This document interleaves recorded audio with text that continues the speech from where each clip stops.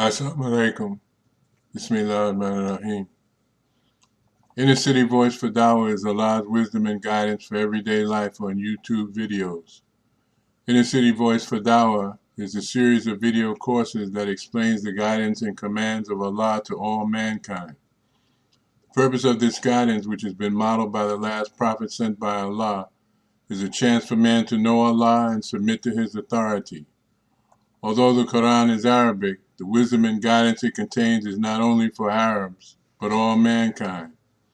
Therefore, the wisdom and guidance has been translated, and Inner City Voice for Dawah is dedicated to make it easy to understand in American English for those who seek the truth. Subscribe to Inner City Voice for Dawah YouTube channel. The Prophet Muhammad's Last Sermon, Part 2. The last sermon confirms the Prophet's mission from the Quran. Allah says, O Prophet, we have sent you as a witness, a bearer of good news, a warner, and as someone who invites people to Allah by Allah's permission, and the shining lamp. Give good news to those who have believed in you, that there are great bounties in store for them from Allah. So do not yield to the disbelievers and the hypocrites. Disregard their persecution, and put your trust in Allah, for Allah is sufficient for being entrusted with all one's affairs. This is from Surah Al-Ahzab. The meaning of the Prophet's being a witness is enormous and includes three kinds of evidence. The first is verbal evidence. That is, the Prophet ﷺ should bear witness to the truth of the realities and principles on which Allah's religion is based, and tell the world plainly that it is the truth, that all that is opposed to it is falsehood. He should not hesitate to rise up and proclaim without fear the oneness of Allah, His unity, the existence of the angels, the sending down of revelation, the occurrence of life after death, the hell and the heaven. All are realities, even if they appear strange to the whole world, and the people mock the one presenting them or call him a madman.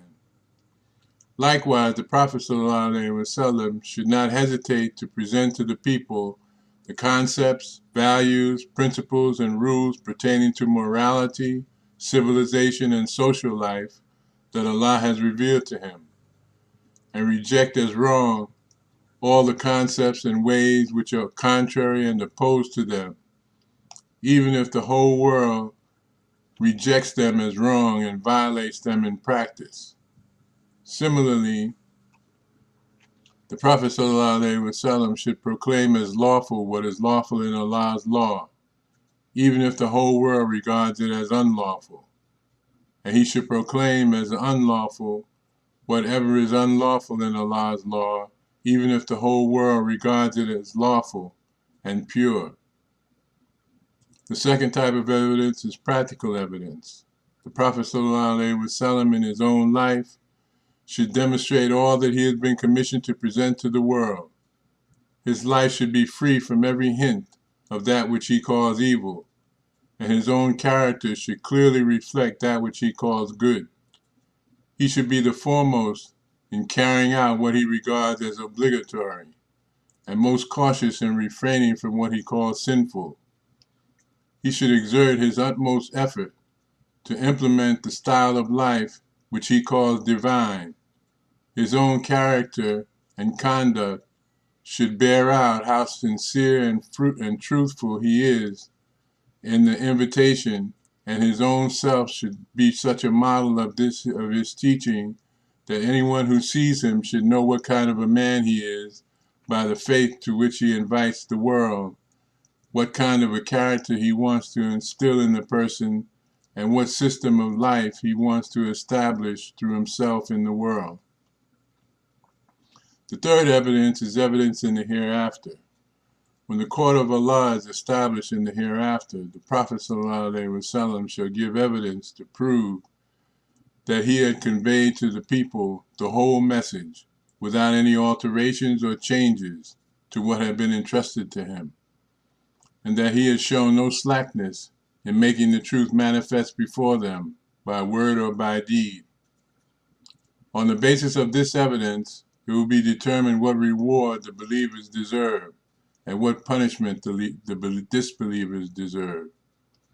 From this, one can get an idea of how great a responsibility Allah had placed upon the Holy Prophet ﷺ by raising him to the position of witness, and how great the personality had to be worthy of that high position. Evidently, there has been no slackness whatsoever on the part of the Holy Prophet ﷺ in the matter of giving evidence with regard to the faith, verbally as well as practically. That is why in the hereafter he will be able to testify that he had made the truth plain to the people, and that is how Allah's argument will be established against them. Otherwise, if Allah forbid, there had been any carelessness or slackness on the part of the Prophet ﷺ in providing evidence, he could neither be a witness against them in the hereafter, nor could any case be established against the deniers of the truth. Some people have tried to give a different interpretation to the word witness. They say that the Holy Prophet ﷺ in the hereafter will bear witness to the acts and deeds of the people. From this they conclude that the Holy Prophet ﷺ was a spy, watching and witnessing the acts of all the people. Otherwise, he could not bear witness. But according to the Quran, this interpretation is absolutely wrong. The Quran tells us that Allah has arranged a different system for recording the acts of the people. For this purpose, his angels are preparing the conduct book of every person. Allah tells us in Surah Yasin, on the day of judgment, we shall seal their mouths. Their hands will speak to us, and their feet will testify as to what they had been earning in the world. On that day, the stubborn ones who refuse to confess their crimes, Allah Azza wa Jal will command them to stop your lying. See what your own limbs have to say about your misdeeds. In this verse, the only evidence to be given is by the hands and the feet. In other places, Allah has said that their eyes, their ears, their tongues, and the very skins of their body will tell how they had been busy in the world. In Surah An-Nur, Allah says, those who charge with slander those believing women who are chaste but simple souls are accursed in this world and in the hereafter. There is a great punishment for them. They should not forget the day when their own tongues and their own hands and legs will give testimony to their misdeeds. On that day, Allah will give them the full payment they deserve, and they will realize that Allah is the very truth, who makes the truth manifest.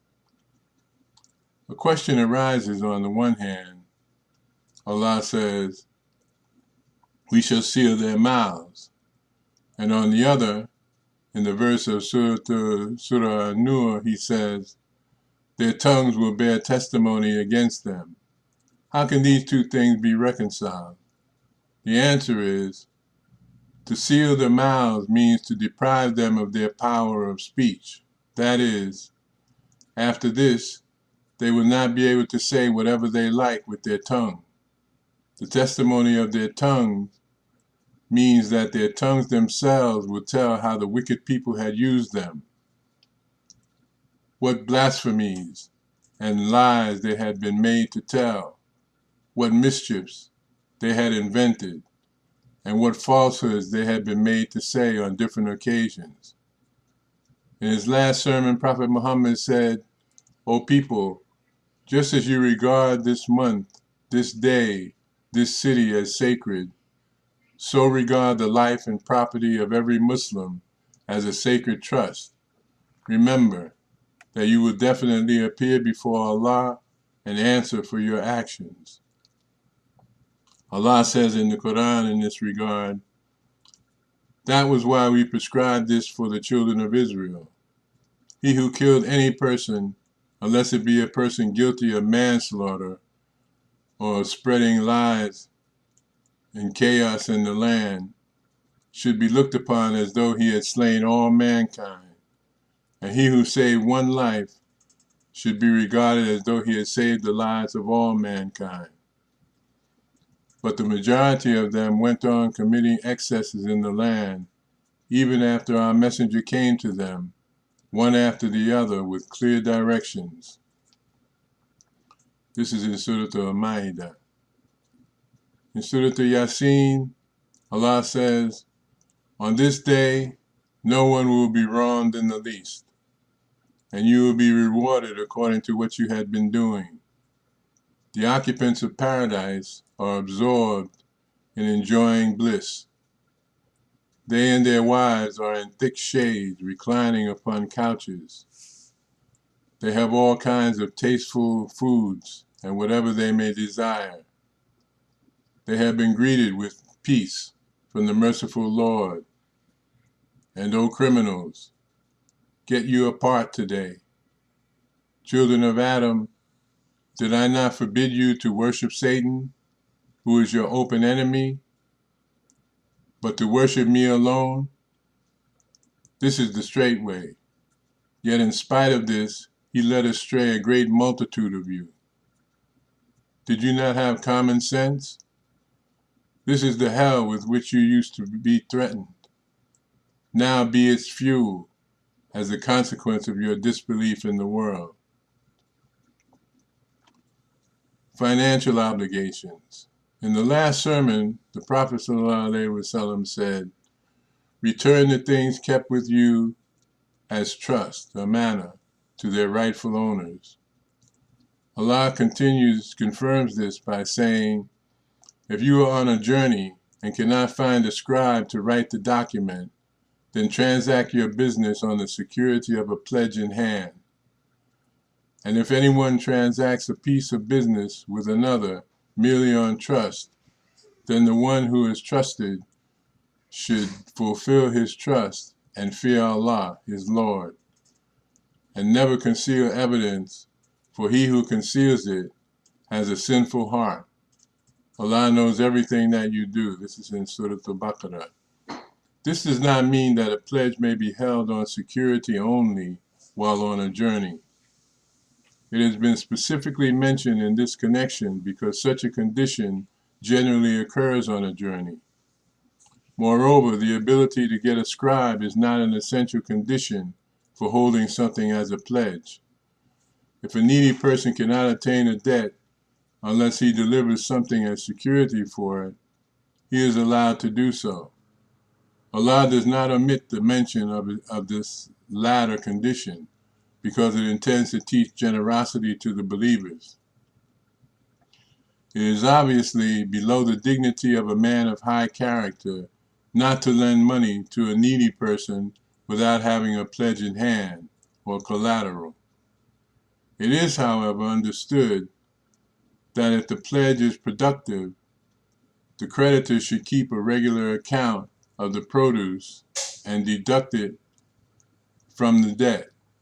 Otherwise, any profit drawn from the pledged property would be interest. In this connection, one should also know that the only object in view of holding a pledge is the security of the repayment of the debt, and it does not entitle the creditor in any way to make profit out of it. For instance, if a creditor lives in the house which he holds as a pledge for his debt, or if he lets it to someone else, he in fact is guilty of taking interest. If he does not credit this rent of the house to the debtor, for there is no difference between taking direct interest on a debt or earning money from it or making use of the property delivered as a pledge. The creditor, however, may benefit from the milk of a pledged head of cattle, or may ride or carry burden on a horse or a camel, etc., because that would be the compensation for the fodder given to them. Subscribe to Inner City Voice for Dawah. Assalamu alaikum.